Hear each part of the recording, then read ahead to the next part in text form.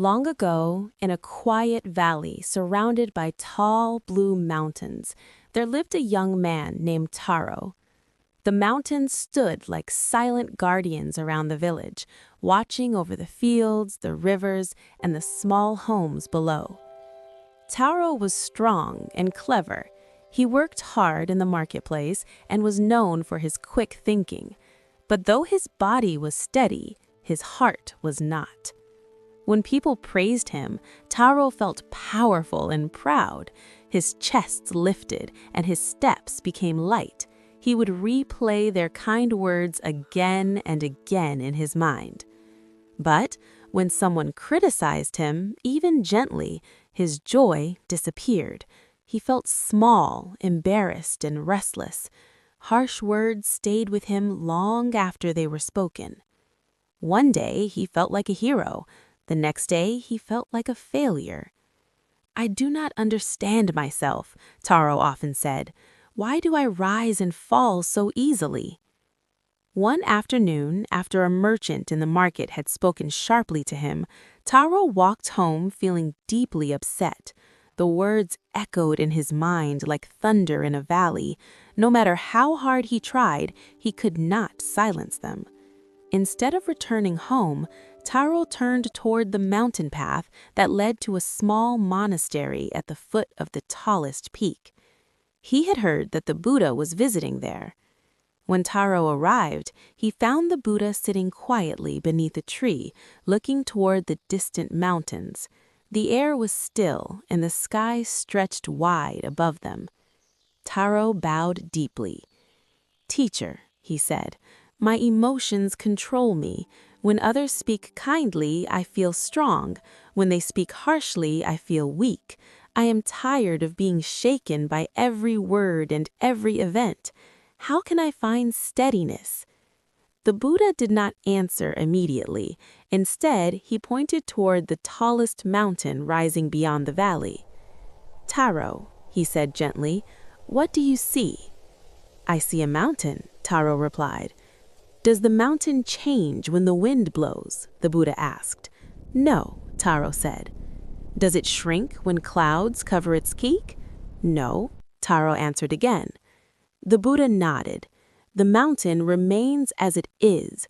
Wind may touch it, rain may fall upon it, clouds may hide it, sunlight may warm it, but it does not chase the sun, nor does it fight the storm." Taro looked carefully at the mountain. It stood silent and steady no matter what moved around it. "But I am not a mountain," Taro said. "I have feelings." The Buddha smiled softly. "Yes, and feelings are like the weather." As they sat together, clouds began to gather above the valley. A cool wind moved through the trees. Soon, rain began to fall gently. "Look," said the Buddha, "the mountain is touched by rain, yet it does not become the rain." Thunder rolled across the sky. The wind grew stronger. "The mountain hears the thunder," the Buddha continued, "but it does not become the thunder." After a while, the storm passed. The clouds drifted away, and warm sunlight returned. "The mountain now feels the warmth of the sun," said the Buddha, "but it does not cling to it." Taro felt something begin to shift inside him. "So, joy and anger are like the weather?" he asked. "Yes," said the Buddha. "Praise comes, blame comes, happiness comes, sadness comes, but none of these are who you truly are. They pass across the sky of your mind just as clouds pass across the mountain." The Buddha then picked up a small stone and placed it in Taro's hand. "Hold it tightly," he said. Taro closed his fist around the stone. "Does it hurt?" the Buddha asked, gently pressing against Taro's clenched hand. "Yes," Taro said. "Now open your hand." Taro slowly opened his palm. The stone rested there lightly. "Does it hurt now?" "No." "The insult is like this stone," the Buddha said. "When you grip it tightly in your thoughts, it causes pain. When you allow it to rest without holding it, it loses its power." In the weeks that followed, Taro practiced remembering the mountain. When someone praised him, he noticed the warmth in his chest, but he did not chase it or cling to it. When someone criticized him, he felt the sting, but he did not tighten around it. At first, it was difficult. His old habits returned quickly, but each time he felt shaken, he imagined the mountain standing steady beneath the changing sky. One day, the same merchant who had upset him before criticized his work again in the market. The villagers watched to see how Taro would react. Taro felt heat rise in his face. He felt his heart begin to race, but instead of arguing, he paused.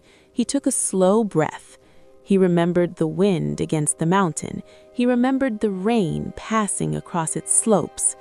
The harsh words came, and then they passed. For the first time, Taro did not feel broken by them. That evening, he returned to the monastery. "I felt the storm," he told the Buddha, "but I did not become the storm." The Buddha nodded. That is the path of steadiness. Years later, Taro became known throughout the valley not for his strength, but for his calm. When trouble came, he did not panic. When success arrived, he did not boast. People felt safe speaking with him because his presence did not rise or fall with every change. One day, a child asked him, "How did you become so steady?" Taro pointed toward the mountain in the distance. "I learned to stand like that," he said. "Wind may come, rain may fall, sun may shine, but I do not have to become the weather." And so the villagers understood a simple truth. Feelings will rise and fall, praise and blame will come and go, but beneath the changing sky of the mind, there is a mountain that does not move.